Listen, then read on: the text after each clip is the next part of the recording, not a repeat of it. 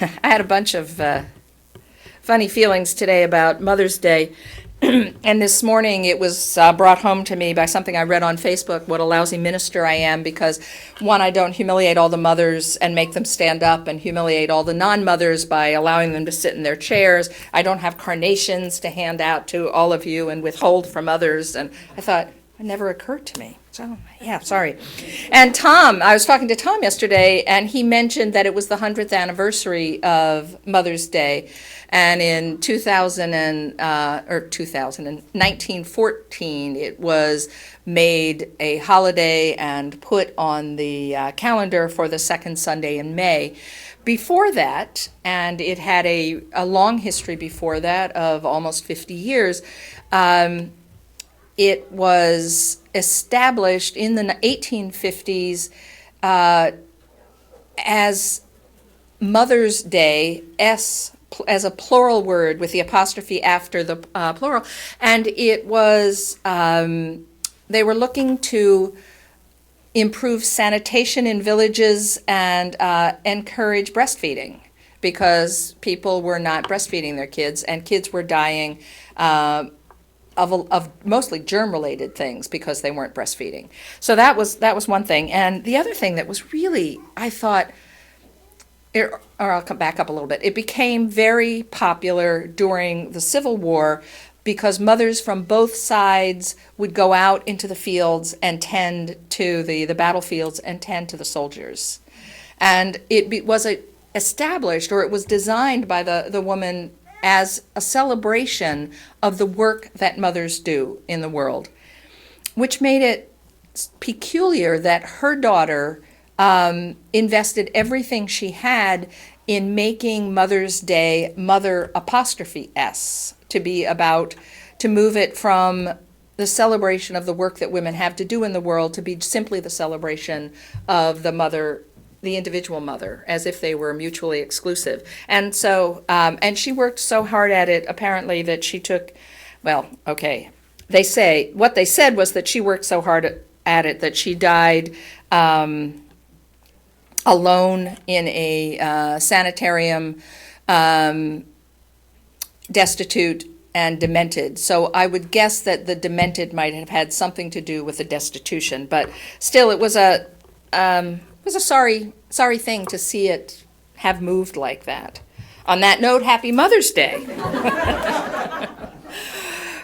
For all the mothers among us, thank you for all you do. For all of us who are missing mothers today, let us remember the love. I don't know what I was thinking. The other day I was looking at the Times and I punched in a video doc of a woman sorting through her mother's things after death. Let's talk about crying here. What was I thinking? But at the end, you saw her asking her dying mom the most poignant question. How do you live without your mother? She asked. The mother cocked her head and thought, and then she smiled very gently and said, I don't know. She paused. You learn. So for those of us who continue to learn to live without the mothers who loved us, I'm sorry. And for the mothers who learn to live without their children, I'm sorry too.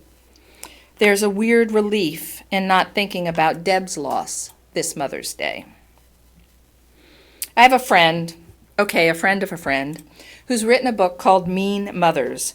It explores what happens when your mother isn't who she might have been and ways to cope with that and to grow despite that. She's trying to start a movement for Mother Yourself Saturday. This year there was a little bit of stuff, and it will grow, I think, because people whose mothers didn't mother well need to mother themselves so that they can grow into their potential, and others of us probably could stand to do some mothering of ourselves. And life sadly isn't what Hallmark would like to sell us. Even the best of mothers, and I'll say they far outweigh the sad and sorry ones, are not best suited to mother some parts of us. Hopefully they bring new people into our lives or encourage us to seek out those who can help us, and try not to be too jealous of the ways we are different from them and the other people who can help. That's a problem. Many of us, if we're lucky, not celebrate not only our own mothers by birth, adoption, and marriage, but also our mothers by choice, those women whom we chose or who volunteer to continue the mothering process. As a well-known shrink used to say on stage all the time, if you don't get clear what you want and go after it, insist in blaming your mother for all your problems, you have two problems now: your inability to create the life you desire and your obsession with your mother. I'm totally thrilled that Steve's daughters have made space for me, even at their advanced age, not only to let me be grandmother, but also to let me serve as mom from time to time when they call to ask a question or to send me a Mom's Day card. I'm equally grateful for the other people who from time to time I've gotten to mother. I'm sure it's different to have birthed them, but it's still mighty sweet. So as Pooh would say, sing ho for the mothers of this world and for the opportunity to mother and to teach. Mothering is right up there among the world's most worthy chores. I had an interesting conversation with a friend of mine the other day. Connie works as a senior VP of Human Resources at an international aid organization. We were talking about the work we're doing now and how different it is from the work we were doing when we met in our 30s. We talked about the work of mothering, particularly in her case as she raised children, moving from mothering your own children to mothering the world. She manages all the training programs that make this organization's employees more effective. Mothering the world can be an very nice and very inspirational and not very realistic kind of statement. But at a certain age, and this is as true for men as for women, you move from trying to do lots of things well enough, which is your job as a mom, to doing that one thing you do very well. Hopefully you get to start doing things you enjoy deeply and that make a difference. Whether it's preserving an ancient craft, getting better at a sport, being a grandma, teaching something you know, or starting a helping organization, or even a business. What I love about this age is relinquishing the necessity to do it all for the pleasure and concentration of doing what I'm good at and working with other people who are good at complementary skills. In that way, you move a project forward. Mothering is so many things, from the gestation to the birthing to the raising to the moving on to the universal. It is even the burying of the dead children. The world needs all of these stages as mothering. For some period of time at least, gender roles have seen women constrained to the homes and hearth fires, while men ranged in search, excuse me, in search first of game and then money. Sorry.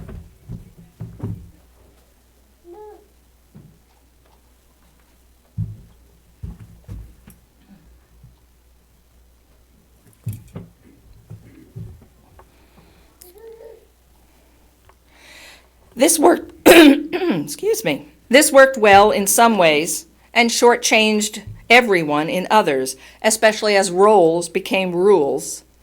When men dabbled in women's work, it was elevated to an art form.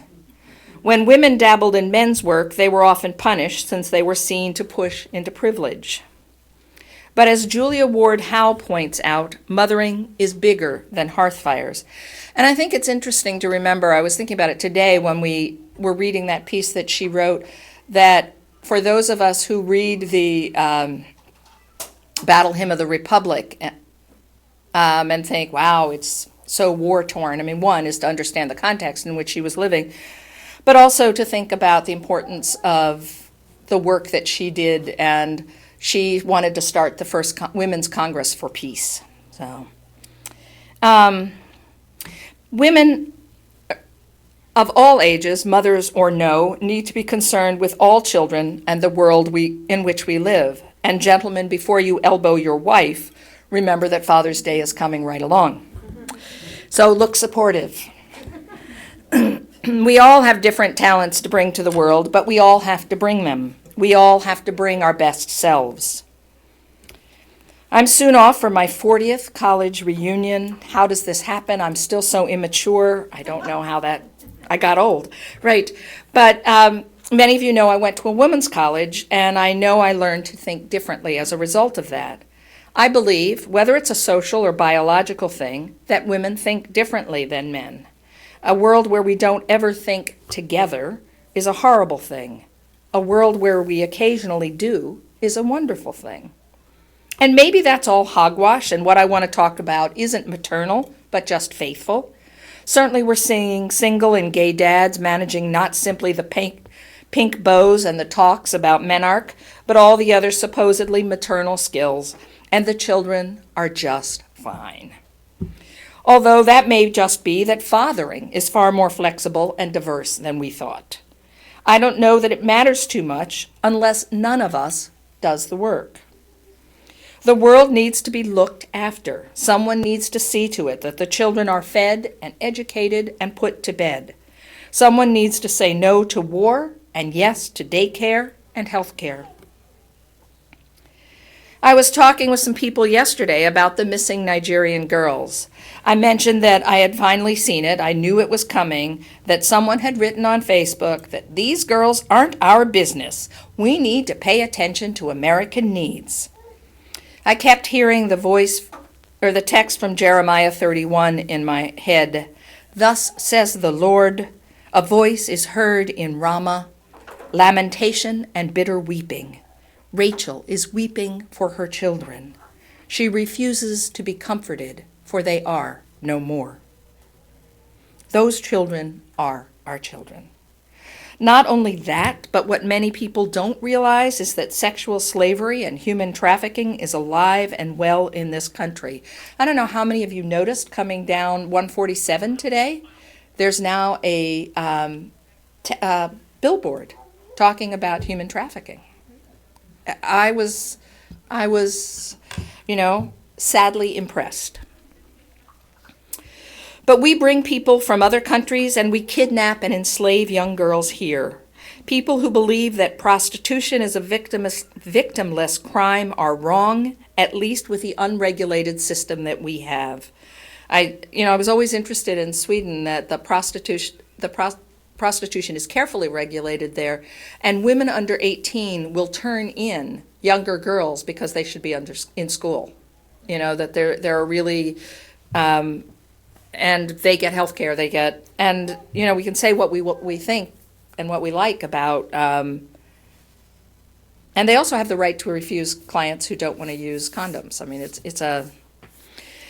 big, it's shocking, right? But it's a far larger problem than any of us want to admit. My friend's daughter wrote her dissertation on this and reported that organizations use prostitution and drugs to launder money for guns. It's an interesting concept, isn't it, that slavery can be used to launder anything?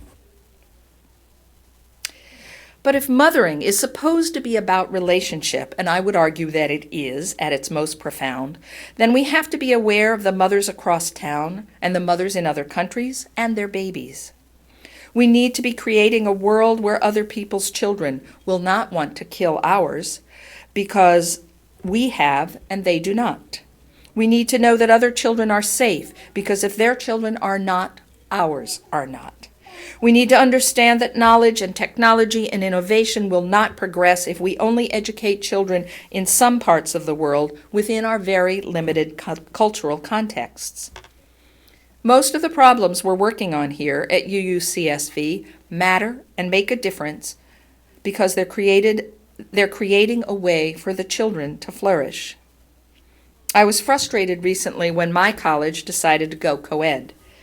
I felt they'd missed a very big opportunity to focus on educating the girls from other countries, girls just like these Nigerian girls who are going to need a place to go to if they ever come back, but girls whose families would have been far more comfortable having them among other women. Parenthetically, women learn differently among women. Women's colleges, still, the few that there are, produce far more PhDs and far more radicals than co-ed institutions. But educating young women from all over the world together, forming those connections, educating young American women to know that there is more than our country, this changes the landscape. I think it's a missed opportunity. Ever since our recent awareness of the horror in Nigeria, which has been going on for at least 5 years, I've been thinking about the book of Judges and the story of the concubine. If you don't know this story, I mean, I can waltz my way through it, but it's worth going to read. It goes on for several chapters, and it basically is a story about hospitality and safety. And there was a man who had a concubine, and she ran away from him. He went after her, and they waited until too late to come home, so they didn't make it home to safety. And in those days, anybody who was out in a town was sort of free prey if you weren't within someone's houses.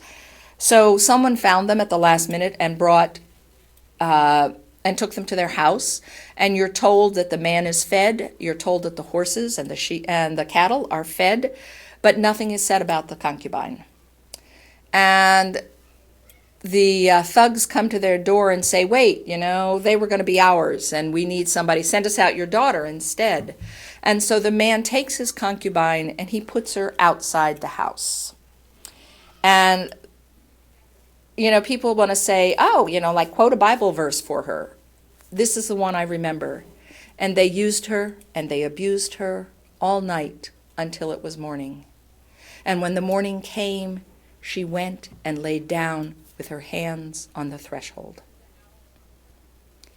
And the threshold is important because the threshold is the symbol of hospitality. You come across it or you don't.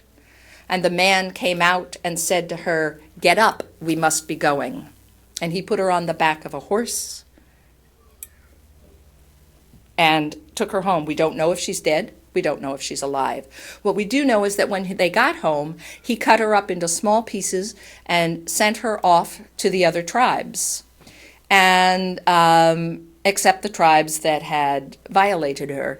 And so all of the other tribes went and eradicated that tribe, except for a few young men who were left. And they thought, we really shouldn't have done that. There are a few among left. We should keep this tribe together. So there was soon to be a parade of young maidens. And I'm not sure what kind of joyous parade it was. So the tribes went to these young men and said, listen, you're going to need wives, so here's what you should do. You should come and kidnap the wives that you need and take them home with you. So people basically volunteered their daughters to be kidnapped. It's hard not reading what went on in Nigeria and not think about that, because essentially that's what they're doing. They're rewarding warriors with wives that are 12 years old. There are huge similarities in the violence and the number of people killed and the number raped. I didn't know for a long time that the violence in Nigeria is not only perpetrated against the girls. Not long before they came into the same school and they killed the boys. They're stamping out any possibility of those cultures continuing. They have a supposed religious purpose which justifies their greed and power grabbing. While the powerful are discussing how next to act, the mothers are making plans to go naked into the forest to trade themselves for those girls. The women's offering to be naked is not simply a sacrifice for their children. It is also an insult to power. Women do not get naked in front of men. Their gesture would mean that they no longer recognize the presence or the authority of the men in power because they have become insignificant in their lives. When we decide to mother beyond our families and our intimate communities, we commit to changing the world. We commit to making it safer, more loving, and peaceful. Even were we to start such work as a prescription for safety for our own children, it quickly becomes more as we notice that those other children are just like ours. There was an article in the Times the other day that said, parents in Russia worry about their children's education. Dumbfounding, right? And isn't that how the Nigerian kids got in trouble? Their parents wanted a better life for them and their country. And a recent study says that all kids actually do better when you put them all in Head Start, all mixed up, regardless of socioeconomic status. So, other parents are like us. Our kids do better when we reach out and when we mix it up. Good mothers stand up not just for their kids, but for others as well. Military strategy and might do not seem to be solving the problems of the world. As civil wars drag on, interesting, I guess I hadn't really put those two words together, drag on in countries, civilization breaks down and atrocities ensue. I don't know how we mother people on both sides in any one of 100 conflicts. I just know that arms are not the answer, or at least arms that don't enfold.